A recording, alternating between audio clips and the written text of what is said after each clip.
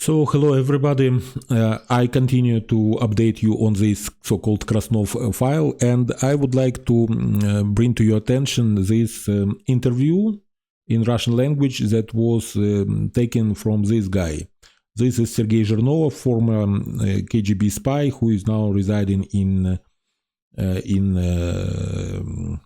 France.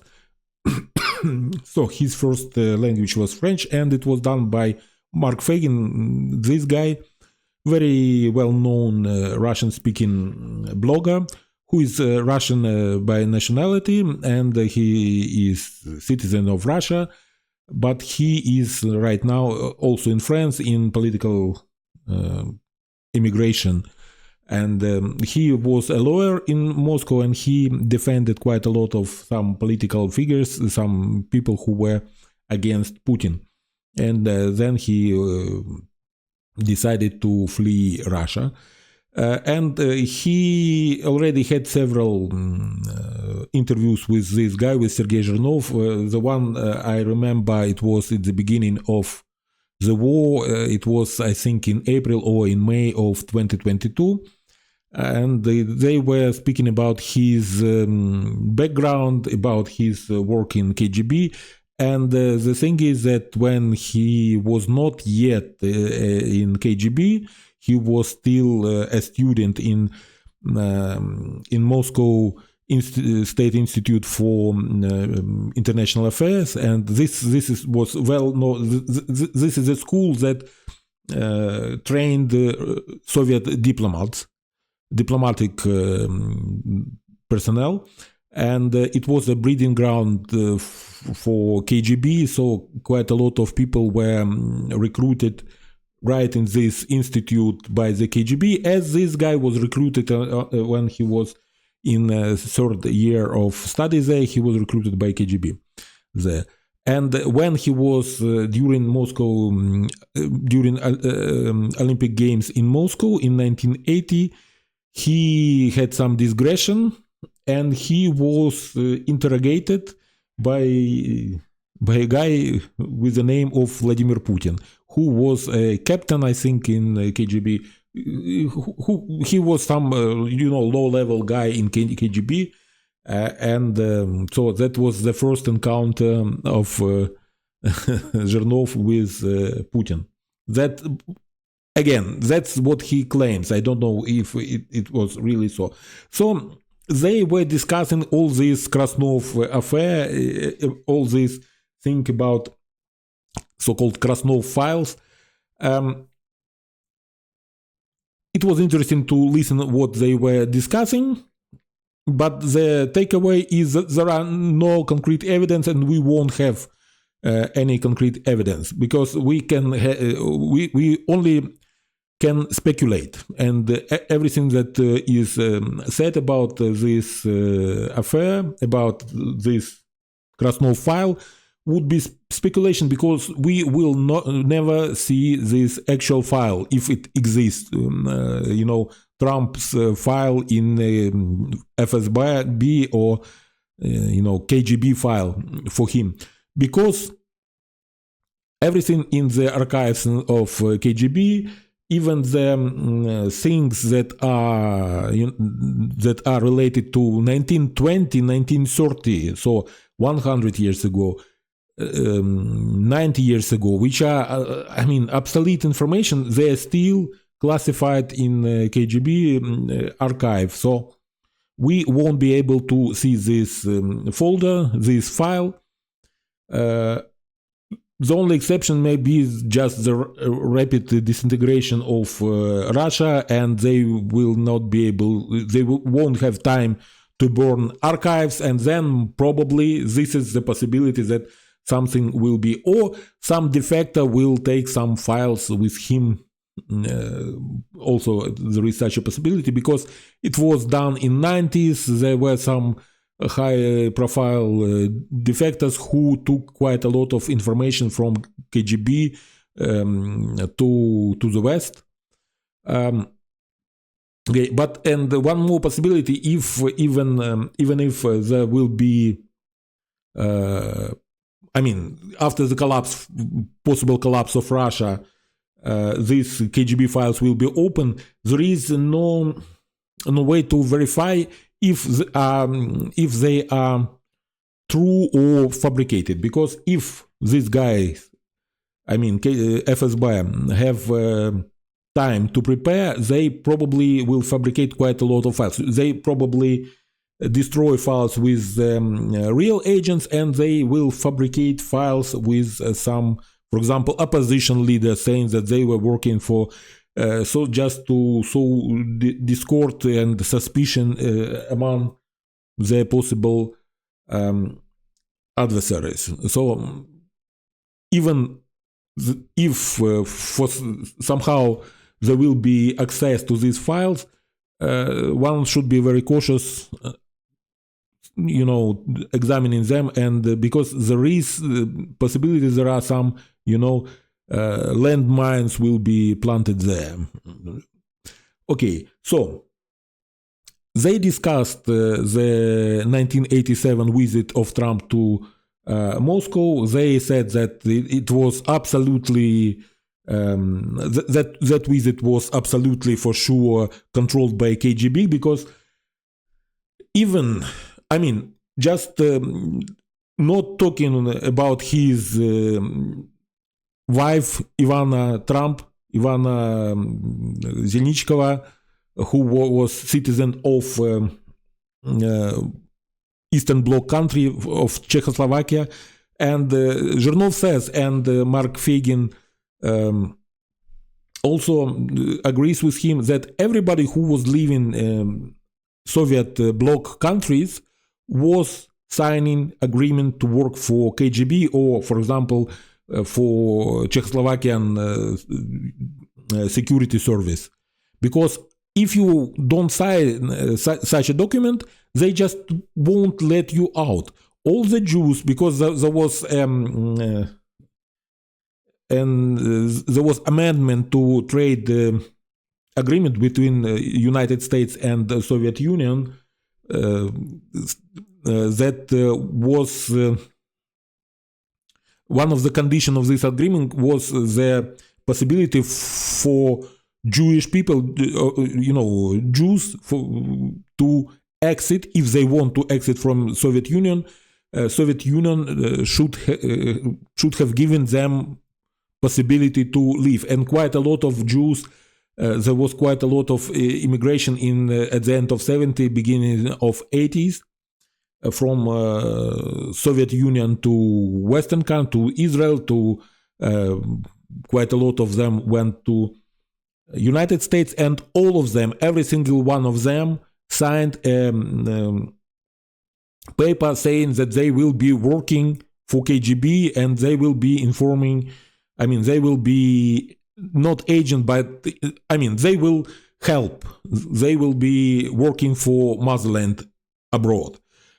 Quite a lot of them just said that it is just when they were out of Soviet Union, they refused to obey by this piece of paper, but quite a lot of them, quite a lot of them were KGB agents. And so the same is true for Ivana Zelnichkova. She for sure had to sign such a paper, because otherwise she would be denied leave from Czechoslovakia. She could, she could have signed this paper, could leave, and never fulfilled anything that was written in this paper. But the mere existence of this paper could have been used by, for example, KGB, saying, you see, your wife is working for us. See this paper? She signed this. She is Czechoslovakian spy. Okay, you married Czechoslovakian spy. So that was one of the possible avenues of approaches. But even if you take away all this story with Zelnichkova, with Ivana Trump, when a guy like Donald Trump wants to come to Soviet Union for some reason, to exploring some business opportunities, to just have a sightseeing, anything, he should apply for visa, and then he will be scrutinized in Soviet embassy, where there were quite a lot of spies, KGB people who will be writing their assessment of them, and then all these papers, all these assessments will go to some file, and this file might have the name Krasnov in them. So it won't be, for example, because there was different type of files. This type of files would be operative messaging file, okay? And if they decided to move further and to try to recruit him, to develop him as an agent or as an informant or whatever, then it would be reclassified as a file for operative development, okay? So then this information about him will be sent to Moscow, and then we'll check the first, the second directorate will check him if he has any connections to, for example, CIA. Maybe he is just an agent who plans to enter Soviet Union with some, nefarious ideas. Then he will be checked by the 6th directorate, who is dealing with Western businessmen. And then, only then, quite a lot of KGB people will be involved, even if he just simply applied for visa to come to United States. And he was quite young, ambitious millionaire with quite prominence in the media, and also some political aspirations. So this guy was interested for them for sure. And also when he would come to Soviet Union, he would be monitored. All of this, there were about more than 250,000 of KGB operatives inside the Soviet Union.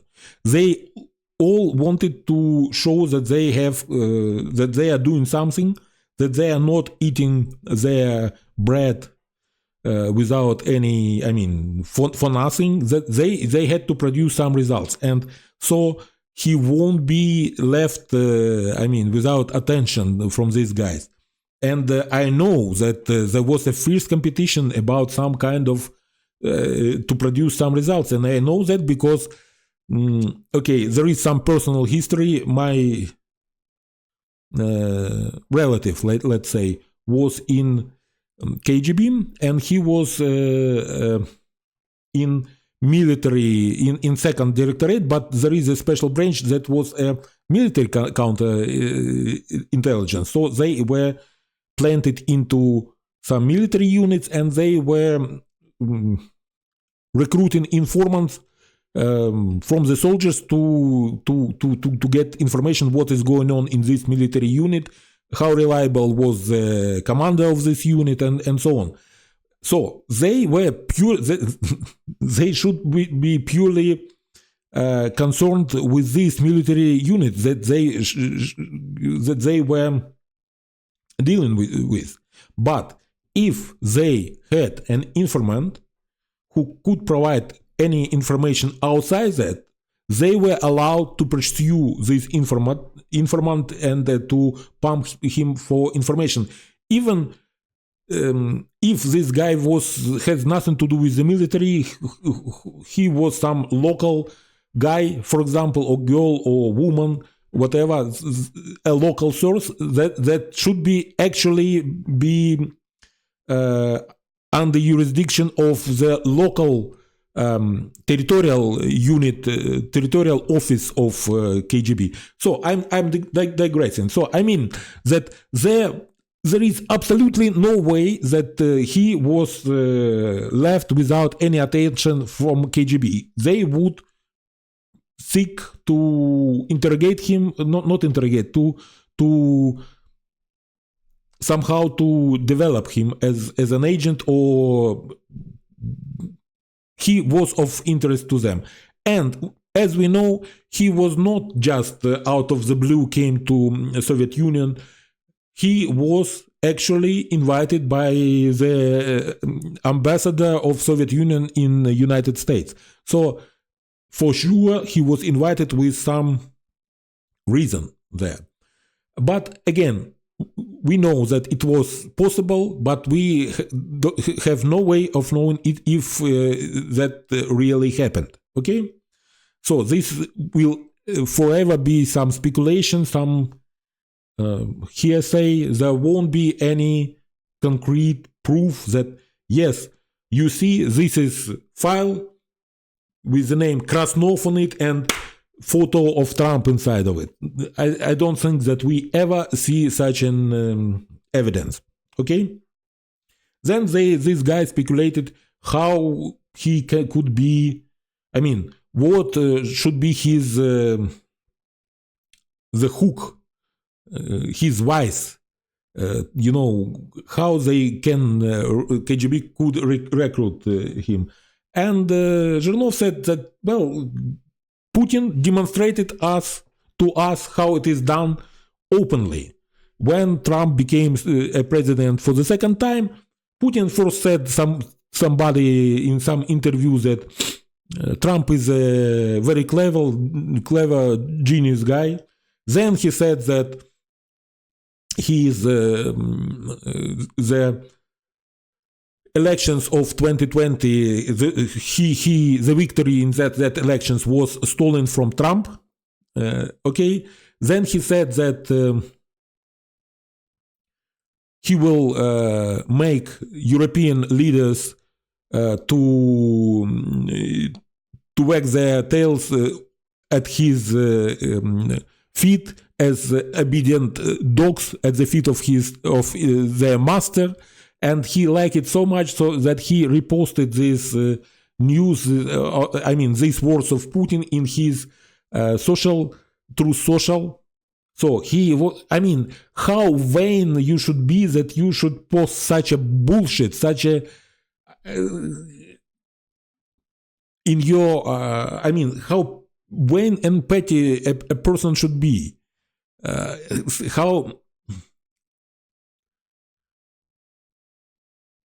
I'm sorry, guys. I'm just in lack of words just to describe my astonishment of a pettiness of the what a small person it is we are dealing with. Such a vain and petty person. Sorry.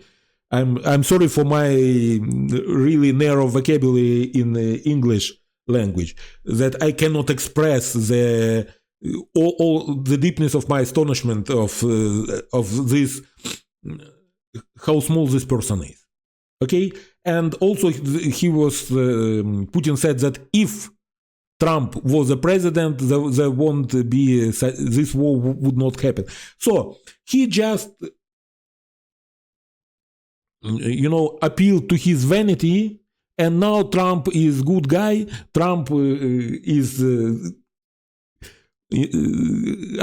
Putin is a good guy. Trump has no problem with Putin, and it is Zelensky who is difficult. And Ukrainians are difficult because they don't have cards. Okay? So Jirnov just demonstrated how it was done by Putin openly in front of all our eyes. Also, there were some possibilities that, for example, he had quite a lot of business ventures, and he probably needed some money to bail out because he had quite a lot of failed businesses. He had several bankruptcies, and then he was saved in last minute, then by Deutsche Bank, then by some other means. Also, there were some he was there were speculations that he was laundering money for Russian mafia, because this guy Ivankov with the nickname Yaponchik, he was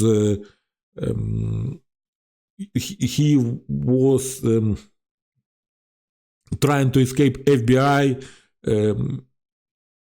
hiding in the apartment in Trump Tower, and quite a lot of Russian mafioso had their apartments, bought their apartments in Twin Tower, besides Spielberg and Sophie Loren and other, living with among quite famous people, among celebrities, and quite a lot of real estate ventures were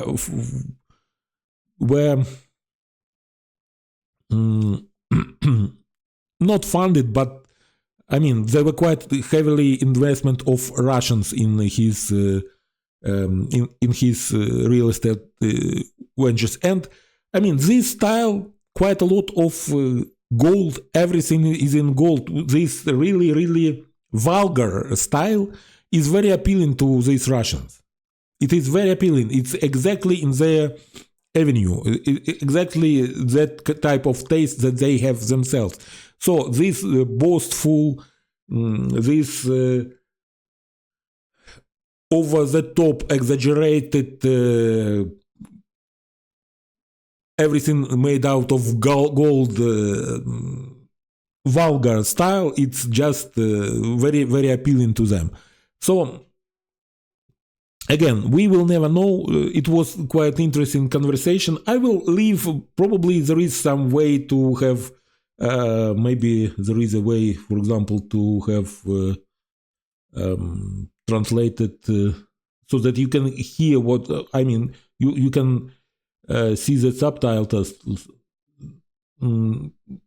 Okay, there is an option to auto-translate it into, for example, and then you can change, fix the language.